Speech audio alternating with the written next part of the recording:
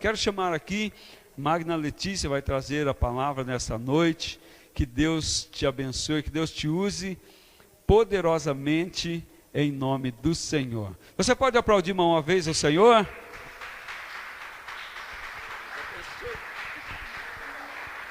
Glória a Deus. Aleluia. Boa noite, irmãos. Que a graça e a paz alcance teu coração, amém? A você que está em casa também, que o Senhor te abençoe, alcance sua casa. E que neste momento nós possamos compartilhar um pouquinho da palavra de Deus, amém? Se você trouxe a sua Bíblia, abra no livro de Salmos, capítulo 125. Salmos 125. É um salmo bem conhecido já, mas que não deixa de ter uma suprema importância para as nossas vidas. Salmo de número 125, vamos ler a partir do verso 1. Diz assim: os que confiam no Senhor são como o monte Sião, que não se abala, firme para sempre. Como em redor de Jerusalém estão os montes, assim o Senhor em derredor do seu povo, desde agora e para sempre. O cetro dos ímpios não permanecerá sobre a sorte dos justos, para que o justo não estenda a mão à iniquidade. Faze o bem, Senhor, aos bons e aos retos de coração. Quanto aos que se desviam para sendas tortuosas, levá-los-á, Senhor, juntamente com os malfeitores. Paz sobre Israel. Amém. Fecha os teus olhos. Paizinho querido, nós estamos reunidos na sua casa de oração, te engrandecemos, adoramos o seu santo nome, declaramos que somos dependentes da tua graça e da tua misericórdia. Pai, que em nome de Jesus, que essa porção da tua palavra venha ser viva dentro de nós e que possamos, Pai, praticá-la, que possamos aprender nessa noite e que em nome de Jesus saiamos daqui fortificados pela tua palavra, papai. Em nome de Jesus, alcança todos aqueles que não estão aqui presentes, mas que nos acompanham, ó Deus, pelas redes sociais. Que o Senhor igualmente derrame bênçãos sem medidas por cada um deles. E que, havendo oportunidade, que possamos juntos, Senhor, juntos como igreja do Senhor, estar em comunhão contigo, adorando e bendizendo o teu nome. Fica comigo, Pai, usa-me como instrumento nas tuas mãos, para que o teu nome seja glorificado, em nome de Jesus. Amém. O Salmo 125, ele faz parte de um grupo de salmos, de 15 salmos na verdade, que vai do Salmo 120 até o Salmo 134, são 15 salmos, que são chamados como salmos de romagem, ou salmos de peregrinação, ou cânticos dos degraus. Os judeus peregrinos, quando eles iam para as festas de Jerusalém, eles iam cantando este salmo.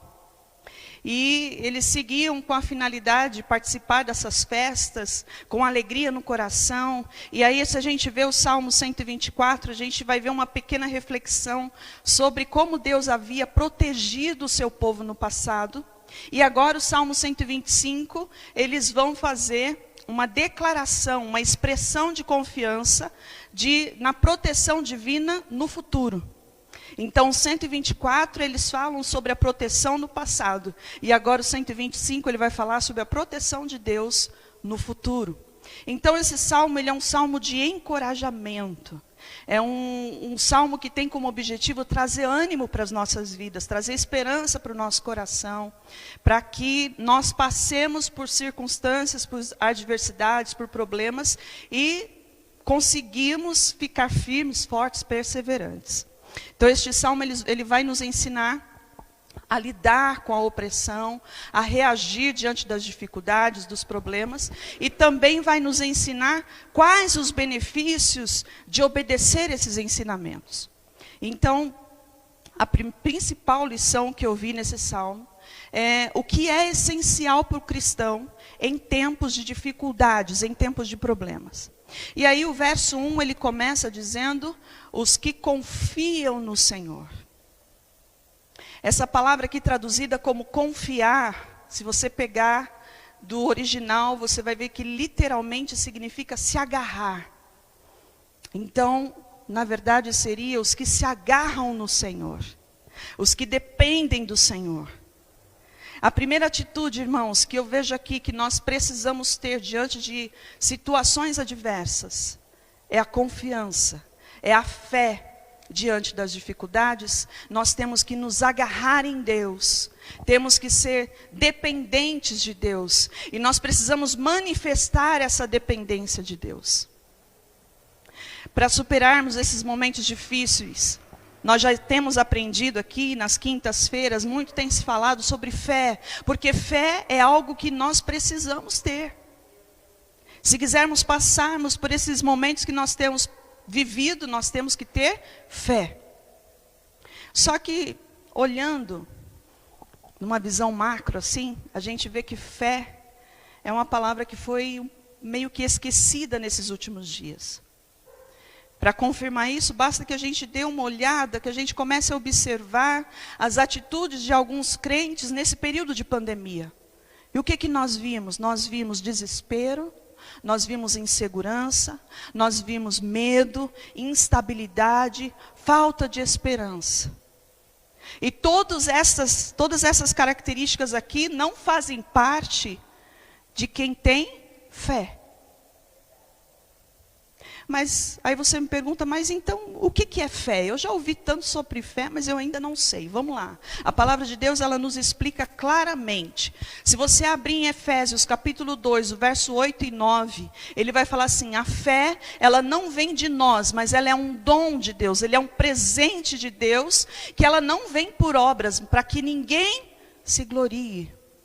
Então a fé é um dom de Deus, é uma ferramenta que Deus derrama sobre as nossas vidas, pela graça dEle, para que nós possamos suportar esse caminho até chegar no céu. Se nós pegarmos Hebreus capítulo 11, é um capítulo, um trecho mais popular sobre fé. Ele vai dizer que fé é a certeza de coisas que esperam. Ou seja, fé é a certeza que aquilo que Deus disse, as palavras de Deus, elas são fiéis e são verdadeiras. Fé é a certeza de que essas palavras, a palavra de Deus, as promessas de Deus, elas vão se cumprir na nossa vida. Aquele que tem fé, ele lança na palavra de Deus uma ardente confiança e uma firme expectativa de que tudo que está aqui vai se cumprir. Você crê nisso? Aleluia. E aí Hebreus continua dizendo que fé é a convicção de fatos que não se veem. Ou seja, nós não precisamos ter evidências físicas para que nós possamos ter fé. Não precisamos ver para crer, mas independente de circunstâncias, nós cremos. Irmãos, uma coisa que nós precisamos ter na nossa mente é que a fé que agrada a Deus, ela acontece, ela ocorre quando a palavra de Deus, ela conquista a nossa mente, ela conquista o nosso coração, ela conquista as nossas vontades, ao ponto de nos levar a pensar, sentir e agir de forma diferente. É a palavra de Deus que vai nos mover, que vai nos transformar. E nós estamos num tempo de colocar em prática essa fé genuína. Aqui, não sei se tem na sua Bíblia, mas aqui o tema desse salmo é fé inabalável. É desse tipo de fé que nós precisamos. Nós estamos num tempo em que nós precisamos ler a palavra de Deus, precisamos crer nessa palavra e precisamos colocar em prática. Então, amados, se agarre na palavra de Deus, se agarre nas promessas de Deus, confie naquilo que Deus falou, confie na fidelidade desse Deus, porque Ele é um Deus que não pode mentir, e que não tem sombra e nem variação, não tem mudança nesse Deus. O que Deus prometeu, Ele vai cumprir, amém? Glória a Deus. Essa fé, que é uma fé genuína, ela traz 3 benefícios para a nossa vida. O primeiro benefício, continuando o verso 1, ele vai dizer: os que confiam no Senhor, Os que têm fé no Senhor são como o monte Sião, que não se abala. Quando os peregrinos estavam próximos, caminhando a Jerusalém, eles conseguiam visualizar uma cadeia de montes. E essa cadeia envolvia Jerusalém. E um desses montes era o Monte Sião. E o sentimento do salmista, quando ele via aquela multidão de montes, aquele monte de monte ali, quando ele olhava para o Monte Sião especificamente, que é onde estava o templo do Senhor, ele via aquele monte firmado na rocha, firmado no chão. Era uma rocha que ignorava as provações que vinham por ele. Então podia vir chuva, podia vir vento, tempestade, terremoto. Aquele monte, ele não ia sair do lugar, ele não ia se mover. Ele estava fixo, ele estava firme, independente das circunstâncias. Então, quando o salmista diz os que confiam no Senhor, os que têm fé inabalável no Senhor, são como o monte de Sião, que não se abala. Ficou meio redundante, fé inabalável, que não se abala. Então, ele está falando aqui de uma estabilidade espiritual. Você não vai se abalar, espiritualmente falando. E aí, consequentemente falando, as suas emoções também não serão abaladas. O seu físico não será abalado. Nós vivemos num mundo de constante mudança. Toda hora tem mudança, toda hora tem coisa nova. Num mundo onde todas as coisas parecem ser tão passageiras. Os valores estão sendo descartáveis. Mas os que confiam no Senhor, eles são estáveis. Eles não se abalam.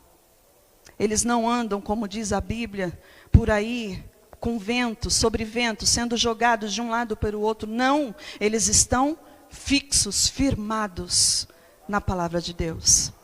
E Deus promete àqueles que se agarram, àqueles que dependem dEle, que serão como esse monte. Ou seja, serão firmes como a rocha. Então vai vir provações? Claro que virão provações. Aqui a gente não prega um evangelho de que o crente não passa por provação. Porque a Bíblia não diz isso. Pelo contrário, a Bíblia diz, vocês vão passar provações, mas eu estarei com vocês. Então, quando nós passamos por provações, passamos por dificuldades, passamos por problemas, mesmo assim nós continuaremos inabaláveis, continuaremos firmes em Cristo. Nós somos edificados sobre Jesus Cristo, diz a palavra. Se você voltar um pouquinho no Salmo 62, verso 6, o salmista vai declarar, só Ele, só Deus é a minha rocha, a minha salvação e o meu refúgio. Não serei jamais abalado.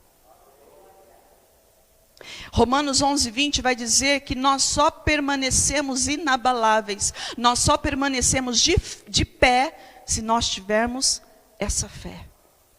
Então nós precisamos da fé, porque a fé produz estabilidade, produz firmeza. Muitos que nós temos visto hoje, infelizmente, estão abalados por falta de fé. Deixaram de crer, deixaram de confiar. Mas aqueles que confiam, eles estão estáveis. Até quando que vamos ficar estáveis? E aí o verso continua, na parte C aí do verso. Os que têm fé no Senhor, os que confiam, são como o monte Sião, que não se abala, eles são estáveis. Quando? Firme para sempre. Sempre é uma palavra que significa continuidade, sem interrupção. Não é apenas nos momentos suaves, nos momentos alegres, nos momentos de vitória. Não, não é apenas nesses momentos. Em todos os momentos, sem interrupção, daqui até a volta de Cristo, nós estaremos agarrados nele. E aqueles que estão agarrados nele, ficarão firmes para sempre. Você está firme em Cristo? Aleluia. Segundo benefício que essa fé traz para nós. Verso 2. Diz assim. Como em redor de Jerusalém estão os montes, assim o Senhor está em derredor do seu povo. E ele continua, desde agora e para sempre. Conforme aqueles peregrinos judeus chegavam em Jerusalém, eles observavam essa cadeia de montes que cercava a cidade, e essas montanhas que se erguiam em todas as direções serviam como uma fortificação, guardava a cidade e oferecia refúgio, trazia segurança. E o salmista diz que da mesma forma como as montanhas cercavam Jerusalém, o Senhor, Deus, Ele está em volta do seu povo, cercando o seu povo, dando segurança para o seu povo. E aí no Salmo 139, verso 5, Davi diz: Tu me cercas por trás e por diante, e sobre mim está a sua mão. É Deus que nos guarda, irmãos. É Ele que protege. É Ele que nos defende. Ele faz isso com todos aqueles que se agarram nele, que dependem dele. Ele é a proteção para todos aqueles que confiam nele. E assim como a estabilidade que nós vimos, essa proteção também se estende desde agora e para sempre. Sabe o que isso significa? Que se você confia no Senhor, não precisa temer o futuro. Você não precisa temer novas leis. Você não precisa temer novas variantes desse vírus. Você não precisa temer. Você não precisa temer notícias inesperadas.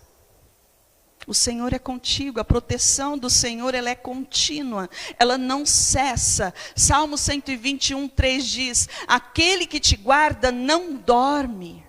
É contínua. Podemos sempre contar com a proteção divina do Senhor. Mateus 28, 20 vai dizer: eis que estou convosco até a consumação dos séculos. Aleluia. Deus é aquele que nos guarda. E o terceiro benefício dessa fé para nós, continua aí no verso 3, ele vai dizer: o cetro dos ímpios não permanecerá sobre a sorte dos justos. Ou seja, o Senhor, Ele nos dá livramento. Esse salmo provavelmente foi escrito numa situação de sítio. O povo judeu estava, a cidade de Jerusalém, ela estava sitiada, ela estava cercada, sendo ou governada ou tendo opressão sobre ela por um reino inimigo. E a palavra cetro aqui significa governo, significa reino. Então, o governo do reino da impiedade estava ali, agindo sobre Jerusalém, sobre o povo de Israel. E ele diz que não permanecerá sobre a sorte dos justos. Havia momentos, se você ler o Velho Testamento, você vai ver que havia momentos em que Deus permitia que o ímpio cercasse, que o ímpio julgasse, que o ímpio governasse a nação de Israel. Mas isso era temporário. Se você estudar o livro de Juízes, você vai ver por 7 vezes esse ciclo. Eles pecavam, aí o Senhor mandava o opressor, aí eles clamavam, aí Deus ouvia, mandava o resgate, daqui a pouco eles pecavam de novo. E assim o Senhor permitia, porque o Senhor tinha propósito em todas as coisas. E a mesma coisa acontece conosco. Deus muitas vezes, Ele permite que passemos por tribulações, Ele permite que nós passemos por adversidades, Ele permite que o cerco se feche, Ele permite que nós sejamos acometidos de coisas ruins. Mas para aqueles que confiam no Senhor, Ele promete que essa luta não é para sempre. Esse momento não é para sempre. Esse momento, essa situação, ela não vai permanecer. E Deus diz: eu vou te defender, eu vou te livrar. E se você crê no Senhor, pode contar com o livramento de Deus.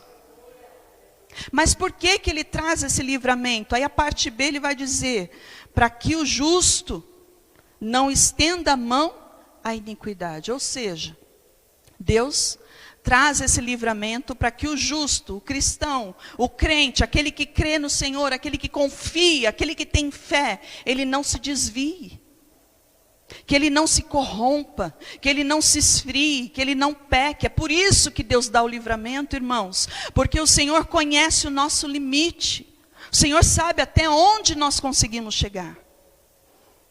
Então eu quero dizer para você que está passando por esse momento de dificuldade, está sendo difícil, continue firme, se agarre em Deus, porque há uma promessa de que isso é passageiro.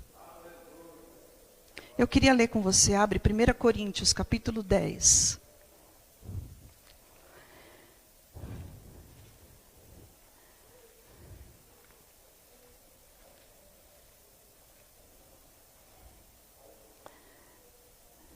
Primeira Coríntios 10.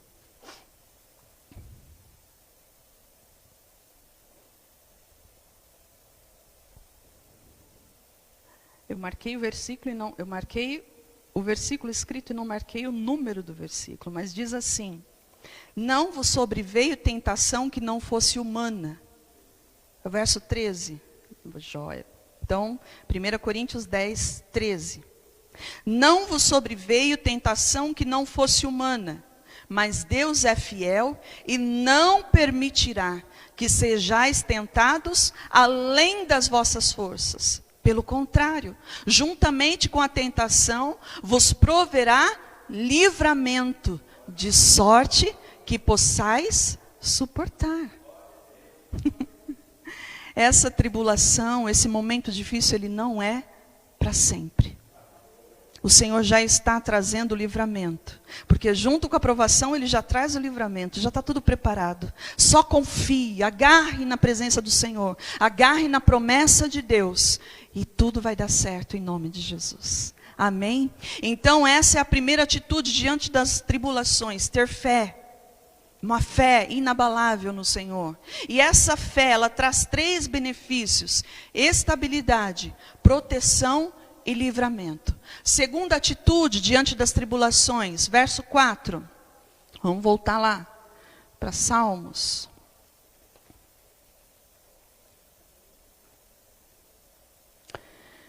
Ele vai dizer: faze o bem, Senhor, aos bons e aos retos de coração. A segunda atitude diante da tribulação é a oração. A fé, ela nos mantém em oração. Porque quando nós temos fé, nós temos comunhão com Deus.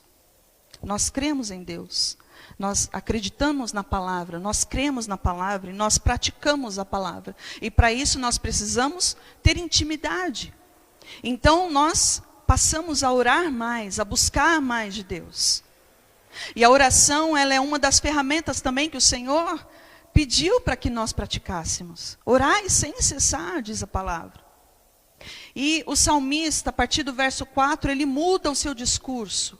E ele transfere esse discurso para Deus. Ele passa a falar com Deus. Ele passa a orar ao Senhor. E ele pede para o Senhor para que faça o bem a todos aqueles que são bons e retos de coração. E fazer o bem aqui, irmãos, não significa tornar uma vida mais fácil. Não significa que ele está falando: Senhor, faze os crentes todos serem ricos, prósperos. Não é isso que ele está falando. Aqui, quando ele diz fazer o bem, significa estar firmado, significa perseverar, significa sustentar todos estes, os bons e os retos de coração, na fé. Ele pede ao Senhor que o Senhor proteja esse povo da queda e do afastamento. Então ele diz: Senhor, faça bem a essas pessoas. Ele começa a interceder para que haja o bem espiritual aos que confiam no Senhor. Nós precisamos, como igreja, clamar por nós e pelos nossos irmãos, para que o Senhor nos sustente, para que o Senhor nos preserve na fé, para que nós possamos continuar esse caminho, irmãos. A Bíblia diz que os últimos dias serão dias difíceis. Então nós precisamos nos unir em oração, intercedendo uns pelos outros, para que continuemos firmes. 1 Coríntios 10, 12, um versículo antes daquele que nós lemos, ele diz: aquele, pois, que cuida estar em pé, olhe para que não caia. Nós precisamos da graça e da misericórdia de Deus todos os dias da nossa vida, para que não caiamos. Somente Deus pode nos dar essa sustentação para evitarmos as quedas, né? E muitos, por vários motivos nesse período, não só nesse período, se afastaram da graça, dos meios da graça. Então pararam de ler a Bíblia, pararam de orar, pararam de jejuar. E isso enfraquece as pessoas. E quando menos esperam, eles caem. E essas quedas, elas machucam, elas trazem feridas, cicatrizes, marcas, cortes. E muitos que caíram nesse período, eles não conseguem se levantar mais. Então, nós estamos vivendo esse tempo difícil, esse tempo complicado. E nós precisamos orar uns pelos outros. É nosso papel como igreja interceder pelos nossos irmãos em Cristo. Só da igreja do Nazareno Novo Tempo, não. Por todos os irmãos. Porque nós seremos uma só igreja lá no céu. Não haverá placa, não haverá divisão. É um reino, um só povo. Então oremos por todos. Oremos pelos irmãos da fé.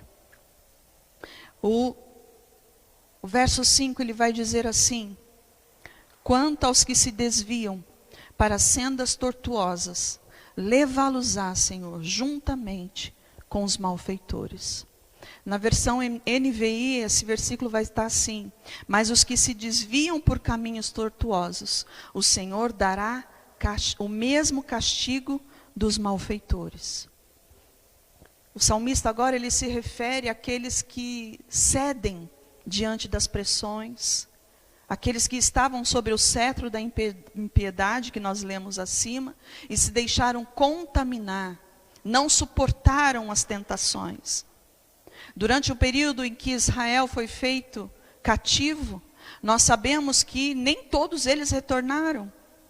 Muitos deles ficaram na Babilônia, na Assíria, porque eles cederam às tentações. Como será que nós passaremos esse período até que Jesus volte, irmãos? Será que nós conseguiremos ficar firmes, inabaláveis, ou nós cederemos às tentações? Hebreus 10, do 26 ao 27, vai falar assim: porque se voluntariamente continuarmos no pecado, depois de termos recebido o pleno conhecimento da verdade, já não resta mais sacrifício pelos pecados, mas uma expectação terrível de juízo e um ardor de fogo que há de devorar os adversários. Nós sabemos que um dia o Senhor julgará todos aqueles desobedientes, os rebeldes, aqueles que se afastaram da comunhão e não se arrependeram. Porque enquanto nós estamos aqui, o Senhor tem dado chance.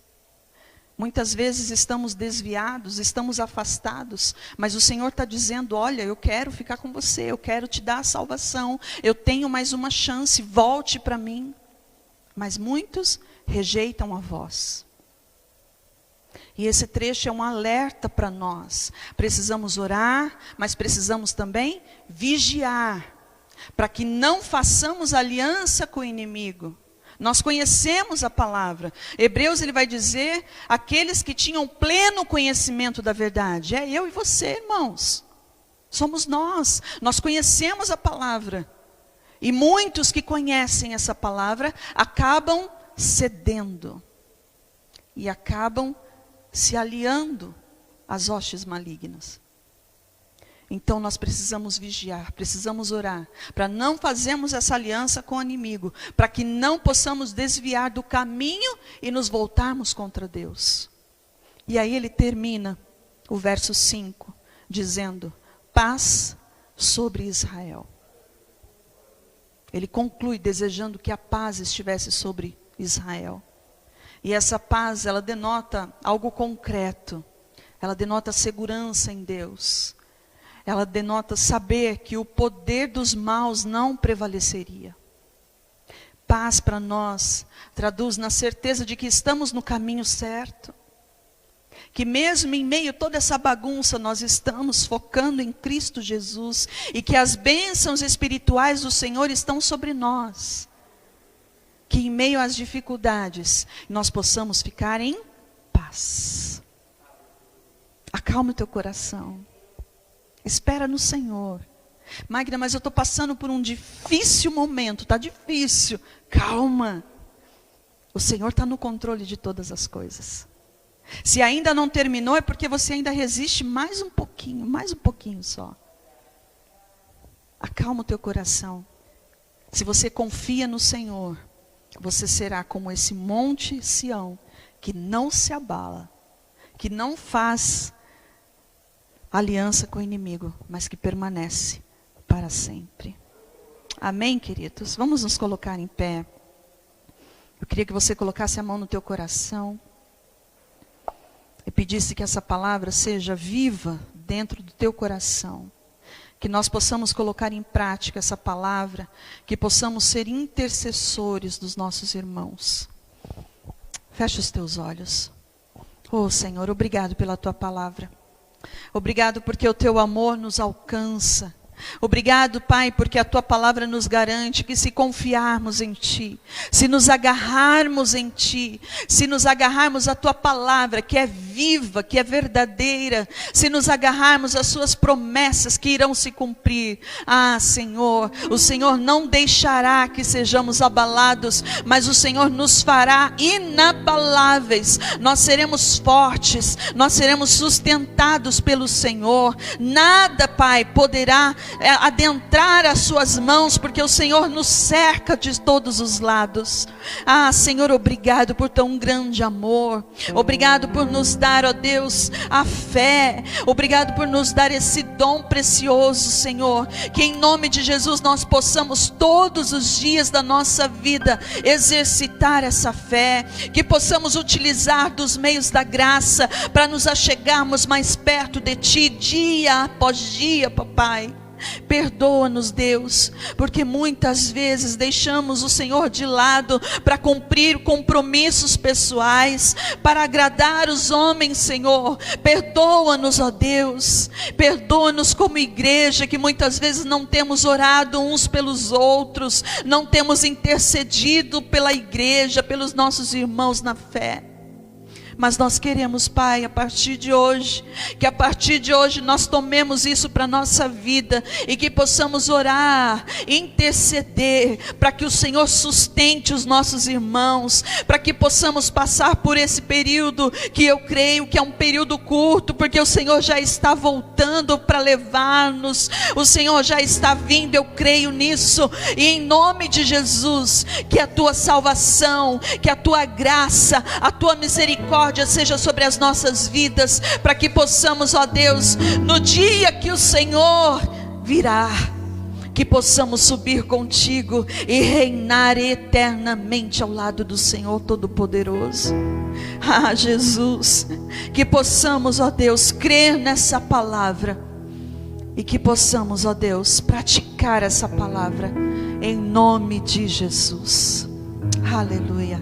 Que o Senhor te abençoe nessa noite. Glória a Deus.